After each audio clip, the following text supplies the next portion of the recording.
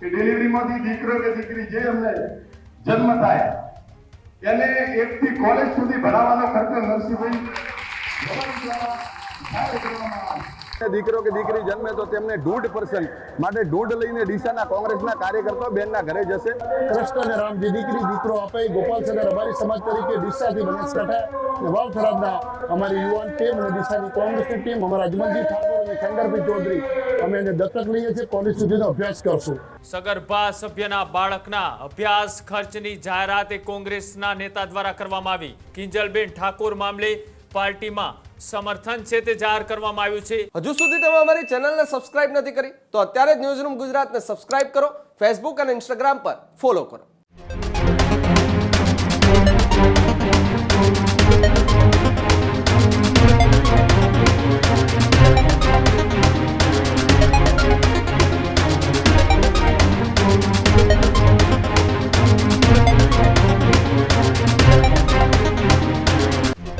આગળ વાત કરીએ બીજા મહત્વપૂર્ણ સમાચારની તો જે 5 દિવસ સુધી હાઈ વોલ્ટેજ ડ્રામાએ દિયોદર તાલુકા પંચાયતની ચૂંટણીના પ્રમુખ અને ઉપપ્રમુખને લઈને થયો હતો તેની વચ્ચે હવે સગર્ભા સભ્યના બાળકના અભ્યાસ ખર્ચની જાહેરાત કોંગ્રેસના નેતા દ્વારા કરવામાં આવી।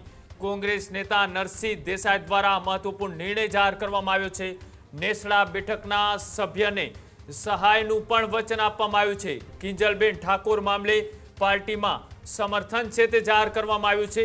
પ્રસૂતિની પીડા વચ્ચે પણ 3 વખત આ મહિલા એ બેઠકમાં હાજર રહી હતી અને 3 વખત સાધારણ સભામાં તેઓ પણ ત્યાં હાજર રહ્યા હતા। એક બાજુ પ્રસૂતાની પીડા હતી, બીજી બાજુ પાર્ટીની વફાદારી હતી। એન કેન પ્રકારે તેમને તોડવાના પ્રયત્નો કરવામાં આવ્યા હતા, તેમ છતાં પણ આ મહિલા ટસની મસ નથી થઈ અને તેમને પોતાના આવનારા બાળકનું વિચારવા કરતા પણ પેલા પાર્ટીનું વિચાર્યું અને તેઓ સતત 3 વખત જ્યારે ગૃહની અંદર બેઠક બોલાવવાનો સમય આવ્યો ત્યારે સૌથી પહેલા એ મહિલા ત્યાં ગૃહની અંદર હાજર રહી હતી। તેમની પ્રસૂતાની પીડા એટલી અસહ્ય હતી તેમ છતાં તેમને કોંગ્રેસને સમર્થન એન કેન પ્રકારે જાળવી રાખ્યું હતું। તેઓને તૂટવાના અનેક પ્રયાસો છે તે અલગ અલગ પાર્ટી દ્વારા કરવામાં આવ્યા હતા। ભારતીય જનતા પાર્ટી કે તેઓની પાસે ત્યાં 10 સભ્યો હતા, કોંગ્રેસ પાસે ત્યાં 12 સભ્યો હતા। 2 સભ્યોથી એ કોંગ્રેસે ત્યાં દિયોદરની અંદર તાલુકા પંચાયત રચવામાં સફળ થઈ છે।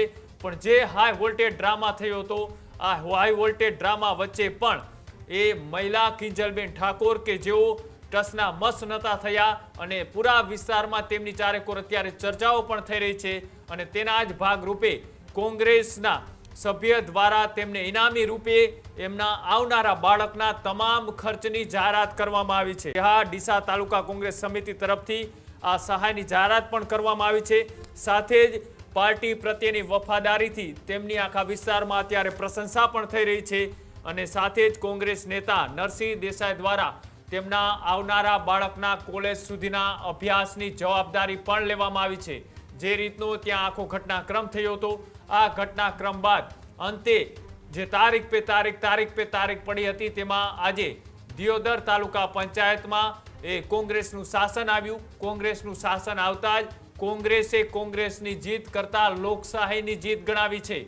કોંગ્રેસના દિગ્ગજ નેતાઓ આ ચૂંટણી ઉપર નજર રાખી રહ્યા હતા।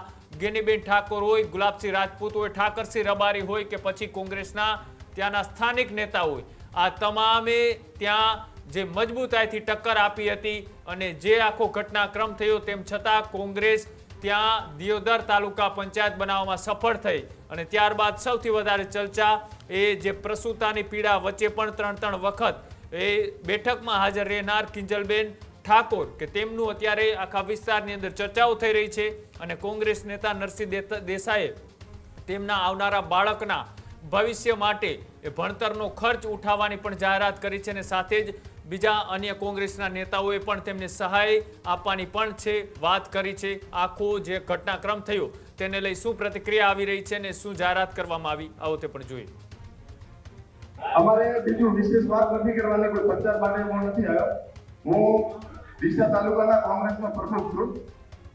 આપણા નરસિંહભાઈએ જાહેરાત કરી છે કે બેન કિંજલબેન ઠાકોર જે ડિલિવરી છે અમને કે ડિલિવરીમાંથી દીકરો કે દીકરી જે અમને જન્મ થાય એને 1 થી કોલેજ સુધી ભણાવવાનો ખર્ચો નરસિંહભાઈ રબારી દ્વારા જાહેર કરવામાં આવે. સાથે નરસિંહભાઈ જિલ્લા પંચાયતના સદસ્ય મહેસુરાની છે અને ગોપાલક સમાજના પ્રમુખ છે ડીસામાં. એના સાથે હું બીજી વાત કરવા મારે નરસિંહભાઈ ઉભાજીને રામ રામ કહ્યો છે. એના સિવાય બીજી વિશેષ વાત કરો કે કિંજલબેનને દીકરો કે દીકરી જે પણ આવે ડીસા કોંગ્રેસ તરફથી તેમને ઢૂંઢ કરવા માટે અમે ડીસાના બધા કાર્યકર્તા આવશું. આજે આ દિયોદરની અંદર તાલુકા પંચાયતની પ્રમુખ અને ઉપપ્રમુખની ચૂંટણીની અંદર કોંગ્રેસ પાર્ટીની બોડી બેઠી છે. પ્રમુખ અને ઉપપ્રમુખ કોંગ્રેસના થયા છે અને જે આ 12 સભ્યો પૈકી એક બેન કિંજલબેન ઠાકોર એ ડિલિવરીમાં હતા છતાં પણ અકબંધ રહ્યા છે અને એના માટે આજે બોડી બેઠી છે. તો આ બેન માટે અમારા નેસડા જિલ્લા પંચાયતના સદસ્ય અને ડીસા દેસાઈ સમાજના આગેવાન નરસિંહભાઈ હાથીભાઈ રબારી અને ગોપાલક સેનાના પ્રમુખ છે એમને આજે જાહેરાત કરી છે કે બેનને જે દીકરો કે દીકરી કોઈ બી જન્મે તો એમને 1 થી કોલેજ સુધીનો ભણાવવાનો સંપૂર્ણ ખર્ચો નરસિંહભાઈ દ્વારા કરવામાં આવશે. સાથે ડીસાની ટીમ કોંગ્રેસ સમિતિ દ્વારા એક પણ નક્કી નિર્ણય કરવામાં આવેલો છે કે બેનને દીકરો કે દીકરી જન્મે તો તેમને 1.5% માટે ઢૂંઢ લઈને ડીસાના કોંગ્રેસના કાર્યકર્તાઓ બેનના ઘરે જશે. આજે કોંગ્રેસ માટે સંઘર્ષની વાત હતી તો એમની ખુશીમાં સામેલ થવા માટે આજે આખા બનાસકાંઠા અહીંયા પધાર્યા છે અને ખરેખર શિવાબાના નેતૃત્વમાં આજે દિયોદરની અંદર સંપૂર્ણ બહુમતીથી આજે તાલુકા પ્રમુખના અને ઉપપ્રમુખની ચૂંટણી યોજાઈ એમાં સફળતા મળી અને જનતાનો ખૂબ ખૂબ આભાર. એ ખરેખર એટલો ખુશીનો આનંદ થયો છે. આ લોકોએ બહુ ડ્રામા કર્યા. અધિકારીઓને ક્યાંક ખોટું નહોતું કરવું એમ છતાં ભાજપના અમુક આગેવાનોએ દબાણવાળી રાજનીતિ કરી અને આમાં પ્રજા અને પ્રજાના પ્રતિનિધિઓ સત્યની સાથે રહ્યા છે અને આજે કોંગ્રેસનો દિયોદર તાલુકા પંચાયતમાં પ્રભાબેન મફતસિંહ વાઘેલા અને ઉપપ્રમુખ ચાવડાજી બન્યા છે. એટલે કોંગ્રેસ માટે દિયોદરથી જે પવન ફૂંકાણો જે સમગ્ર ગુજરાતમાં જશે, જે પ્રસ્તુતતાબેન કિંજલબેન જે ભગવાન કૃષ્ણ અને રામજી દીકરી દીકરો આપે ગોપાલ સગર રબારી સમાજ તરીકે ડીસાથી બનાસકાંઠા અને વાવ થરાદના અમારી યુવાન ટીમ અને ડીસાની કોંગ્રેસની ટીમ અમારા અજમલજી ઠાકોર અને ચંદરભાઈ ચૌધરી અમે એને દત્તક લઈએ છીએ. કોલેજ સુધીનો અભ્યાસ કરશું અને ખરેખર એ બેનને પણ ધન્યવાદ અભિનંદન આપું છું. આવી ગરમી હોય એની અગ્નિ પરીક્ષા કરી છે. એના અંદર રહેલું બાળક આવનારા સમયમાં એક ભગવાન રામ અને કૃષ્ણ એને એવું તાકાતવાળું બનાવશે કે ખરેખર રાક્ષસોને હાણવા માટે સક્ષમ બનશે. ખૂબ જ દુઃખની વાત હતી. 3, 4, 5 દિવસથી જે ડ્રામા બનાવ્યો, લોકો ત્યાંથી ખાઈ નતા શકતા. કદાચ ઘર્ષણ એટલું મોટું થોત પણ કોંગ્રેસના કાર્યકર્તાને દિયોદરની જનતાનો આભાર માનું છું. ખૂબ સંયમ રાખ્યો છે. આજે ફરીવાર સરકાર અને તંત્રનો આભાર એટલા માટે માનીશ કે કોંગ્રેસના કાર્યકર્તા તરીકે આજે સુખ શાંતિથી બધાને અમે અભિનંદન આપ્યા છે. લોકશાહી બચાવીએ છે તો લોકો પાસે વોટ લેવા છે. હાથ જોડીને વિનંતી સાથે અને જે પણ ભાજપના રાજકીય નેતાઓને વિનંતી કરું છું તેમને ભગવાન ખૂબ બુદ્ધિ આપે. લોકોનો પ્રેમ જીતો, દાદાગીરી નહીં કરો. લોકો ઓળખી ગયા છે. પેટ્રોલ, ડીઝલ, ગેસ મોંઘવારી છે એના ઉપર જો અને કિંજલબેનનું જે બાળક અમે દત્તક લીધું છે અમે ગૌરવશાળી ભાગ્યશાળી સમજીએ છીએ કે અમને આ તકનો લાભ મળ્યો છે. બાળકને તો સારી રીતે ભણાવીશું, સારી રીતે માનવ ધર્મ શીખવાડીશું અને ગાય માતાનું રક્ષણ થાય એના માટે માનવ સમાજ કેવી રીતે થાય, બ્લડ કેમ્પ કઈ રીતે થાય, સમાજ જીવન અને માનવ જીવન શું છે. અને અહીંથી હું પણ વિનંતી કરું છું દિયોદરના વિધાનસભાની જનતાને, દિયોદર તાલુકાને આજથી આપણે બધો વેરભાવ ભૂલી અને આવનારું દિયોદરનું ભવિષ્ય સારું થાય, વાવથરાનું ભવિષ્ય સારું થાય, બનાસકાંઠા જિલ્લાનું ભવિષ્ય. જનતાને પણ વિનંતી કરું છું સત્ય સાથે રહેજો. હંમેશા માટે પરિવર્તનની જરૂર છે. હંમેશા વિપક્ષ મજબૂત હશે તો તમારો અવાજ ઉપાડી શકશે. અને 12 સભ્યોને યોદ્ધાઓનું નમનને વંદન કરું છું. આ રીતે લોકશાહી કરોડો રૂપિયા આપવા છતાં 50 લાખ સભ્યોને આપવા છતાં નથી વેચાણા. ખરેખર એમની મા બાપને ધન્ય આપું છું અને દિયોદરના કોંગ્રેસના કાર્યકર્તાઓને ધન્ય આપું છું.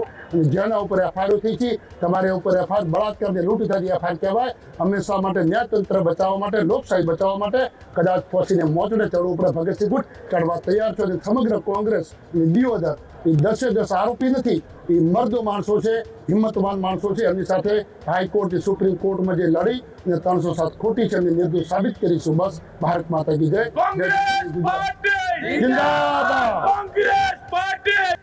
હજુ સુધી તમે અમારી ચેનલને સબસ્ક્રાઇબ નથી કરી તો અત્યારે જ ન્યૂઝરૂમ ગુજરાતને સબસ્ક્રાઇબ કરો. ફેસબુક અને ઇન્સ્ટાગ્રામ પર ફોલો કરો.